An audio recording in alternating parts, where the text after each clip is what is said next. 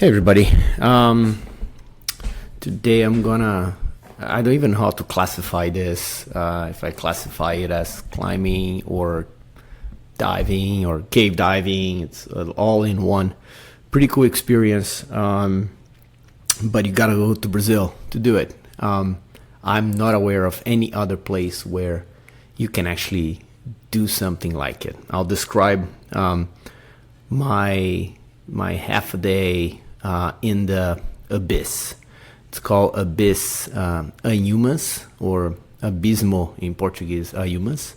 And what it is this structure in this state in Brazil. And as you guys may or may not know, I am Brazilian, so I'm quite familiar with the place, of course.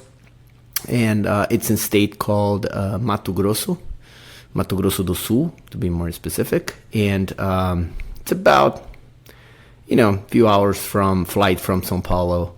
You do have a bit of a driving, although there's a small airport in this town called Bonito, quite famous place, known for its, rivers and limestone, a lot of limestone. So you can imagine very clear waters, although a bit cold. It's just a beautiful place, and the name Bonito means beautiful, right, in Portuguese.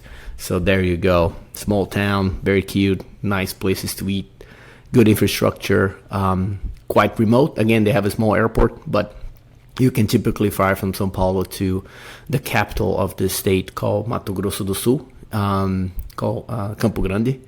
And then from there, you drive about 4.5 hours.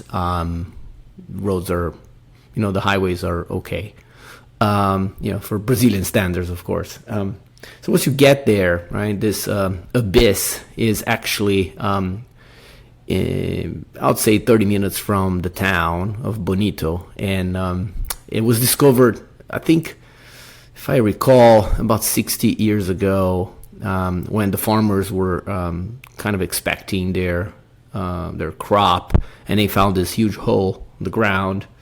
They didn't bother to actually look, right? They just avoided until a few years later, some researchers went there and started to explore it. Once they got in, they realized this is huge space, cavern-like, right? Really, really magnificent. If you guys look on a web, you're gonna have an idea what it is. And they also realized there was water in the bottom. So to give you guys an idea, we are talking about a height of 72 meters to the water, from the top, the opening of the cave, to the bottom until we reach the water. 72 meters, about 220 feet. That you used to have to full rappel on to reach. Now they built an infrastructure in the last couple of years or so, which is it's an electric rappel, quite safe, very comfortable, especially on the way back up, right? Because you don't have to use a Jumar or anything like that to go back up. So you can pretty much take your equipment down and back up with you, or ahead of you, or so on.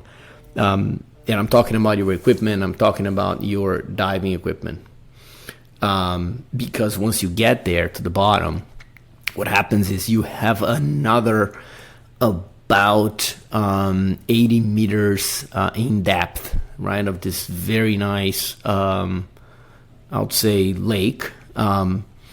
And you can think about it, about 250 feet deep.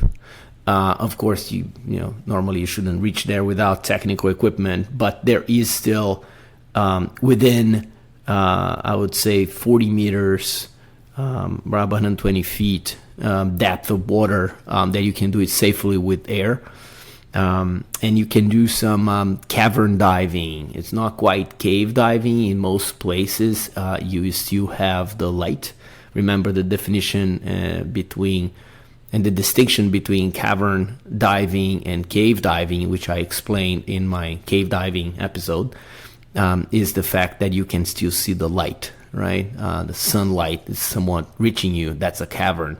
once it stops, it becomes a cave. So you have some cave parts in that dive, but not many. It's very rare to have some overhanging structures up above your head. So in an emergency, you can quickly ascend, right, to safety, although it's pretty dark. But if you are a reasonably experienced diver, scuba diver, you can do it very safely, enjoy the ride. So what the whole adventure, and it's actually called the biggest adventure in Brazil, it might be, is actually you rappel 220 feet down to a platform, and that platform you're gonna set up. You can do a quick boat ride, and I did it. It was awesome just to look at the cave above the water. And then you set up your scuba equipment and you go underwater. We reached about the maximum of 30 or so meters to keep it safe. 120 feet. Sorry, take it back. 90 feet, 100 feet, right? To see the amazing structures, right? So there are amazing structures that were built over nearly 9 million years. Some of them are very unique to that place. You cannot find those structures, the cones as they call it, anywhere else in the world. So it's very amazing, that size, right? You find smaller ones elsewhere, but those size, the magnitude, it's only in that specific spot. Quite an experience. The team was surprisingly well prepared. My scuba diving guide and even the rappel folks, very, very professional. I'll be upfront to say that being Brazilian, I was a little bit skeptical about the quality of the personnel there helping you out. So I never do it. I took my scuba equipment with me and my rappel, my harness, climbing harness with me, because I didn't know what to expect once I got there. In reality, I got there, I never used my own equipment except my mask, right, and my diving computer, because they had such good equipment and they set it up for me. So love it. All in all, great experience. The water is a bit cold. We are talking about 60 degrees Fahrenheit, about 15 Celsius. So it's a bit chilly, right? I was wearing a 5mm wetsuit. It was enough for about a 45-minute dive.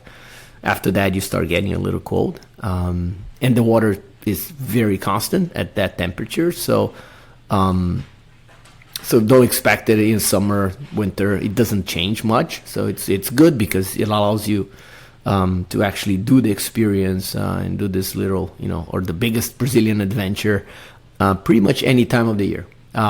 Strongly recommend if you guys end up in that part of Brazil. Quite a hike for, I guess, most of, if not everyone. But definitely worth it. I have great memories, awesome pictures, and the overall experience, as I said, surprised the hell out of me. High quality personnel, good equipment, and again, amazing overall time spent in that cave. So that's about it. That's a new one. I'll figure out where I'm going to classify this, whether in climbing or scuba diving or both. I don't know. Okay, till next time.